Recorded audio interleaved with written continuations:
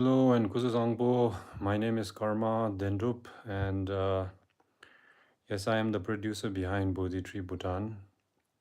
Previously, it used to be a national TV live show whenever we could get a guest, and otherwise, it used to be a recorded program. And it has been an initiative of mine in a sense. It was primarily made for the youth of Bhutan in its inception and in its concept development because, yeah, for me, Buddhism has played a very important role in my life. And honestly, frankly, without Buddhism, I don't think I'd even be doing this. I don't think I'd be the husband that I am, or the father that I am, or the person that I still aspire to be. And because Buddhism has given me all of that, I thought the youth of Bhutan could also benefit from what the Buddha had to share. And a line that we always keep using in BodhiTree Bhutan is ancient wisdom for modern times. And I think the relevance of Buddhism has become even more, especially given the rise of mental health and the awareness around it. While the most beautiful thing is the fact that people are open now to mental health. And I think that's it's a great first step. But now what we need to do is find the cause, and after that try to solve it. And with regard to my own Buddhist practice, uh, close to 20 years ago I did a retreat where I completed my Nyendro practice. And after that I served as an English teacher to in a Shedra, that is a Buddhist college, for close to 2 years. And beyond that, it has been a personal learning experience. I do my daily practice, and it's been close to 25 years now. But I can still say that enlightenment, or even base sanity, is a goal that I still try to achieve on a daily basis. And BodhiTree Bhutan has been an initiative on my part because I feel between what the Buddha taught and what teachers and Rinpoches and brilliant masters share, and what we as practitioners or aspiring Buddhists get, there is a lot that goes missing. Like what they say about lost in translation. And the effort has always been to make Buddhism as comprehensible, as simple as we can make it. And I wanted to do this live because this is the first time that I've done live on television. I've done live on Facebook, on Instagram, on very recently even TikTok. But YouTube is a new mm, space that we are looking to explore and also do more.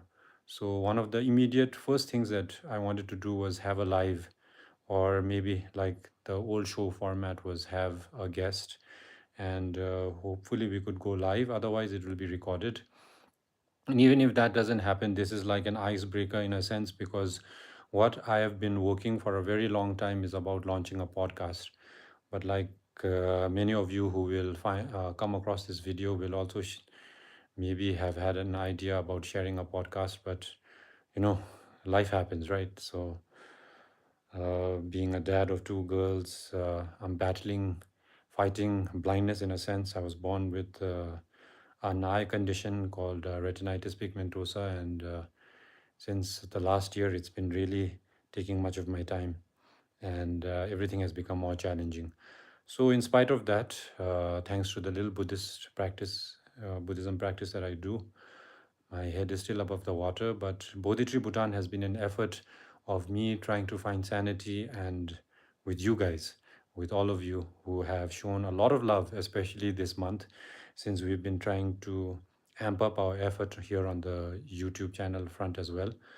We have felt your love in Facebook, and sadly in Instagram we did quite well, but our account was hacked. And now we have it's been some time since we've launched our Instagram page as well, and it's doing fairly all right. But yeah, otherwise on Thursdays it will be a podcast, and the name of the podcast is Bodhisitter. And we have a Facebook group with the same name, Bodhisitter. And I thought today, being the first time that I do live, that I'm doing live here on YouTube, I would share why the name Bodhisitter. Because in many sense, I mean, in subsequent and in future episodes, I will share more about the name. But today, very quickly, without taking more time, Bodhi, everybody, I guess, who has clicks on BodhiTree Bhutan will know that Bodhi, what it means. But sitter, I'm more interested with the word Bodhisitter because, like a babysitter, when we find our time to go through Buddhist scriptures and literature, whatever we want to label it as, when we do that, there is a very famous popular book called Words of My Perfect Teacher, known as Kunzala Michelung, written by Patul Rinpoche, who's a hero of mine. And in that book, there is a particular parable. I think, if I'm not mistaken, the teacher was Choge Gamboba, the heart disciple of Milarepa. And I think when he was asked by some of his students about what they should do in this day and age, and whether you should go around and find students or spread the word like in other religious beliefs, and it was shared to Choge Gamboba, I think, shares with his disciple that in this day and age, known as the Kali Yuga or the degenerate age, the residual age, whatever translation works for you, in this day and age, he's supposed to have said that life is short, problems are many, and I guess all of us will agree with that. And he is supposed to have shared that it would be best to take care of the sapling that we have of our bodhi saplings. And I thought Bodhisitter, I thought of the name in a sense where we need to all take care of our own bodhi, our own heart of awakening, our own love and affection, our care, our compassion for others. So that's one reason why it's called Bodhisitter. And the other reason why I'm especially excited calling it Bodhisitter was the fact that at the end of the day, many of you who will see this live and who follow BodhiTree Bhutan must have tried your hand with meditation. And at the end of the day, meditation, when you remove all the labels and everything, is just essentially it's sitting. So yeah, so that was the whole idea behind Bodhisitter. And I thank you for all the love, the likes, the reactions, the comments that all of you share on the Bodhisitter channel. And I hope to find guests. I have to also share, when I used to work for the national uh, broadcast here, it was easier because I had the corporation and the office to back me, and it was easier getting guests.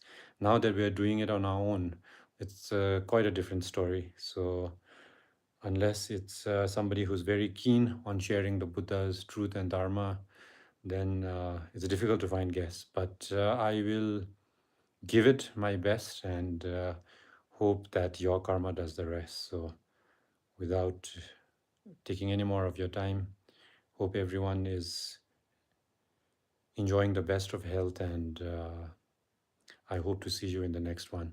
So, thank you. Don't forget to analyze and realize. All right, like I shared, because of my eyes, how do I close the live? All right, here's a button here. All right, thank you. Analyze and realize. See you guys soon.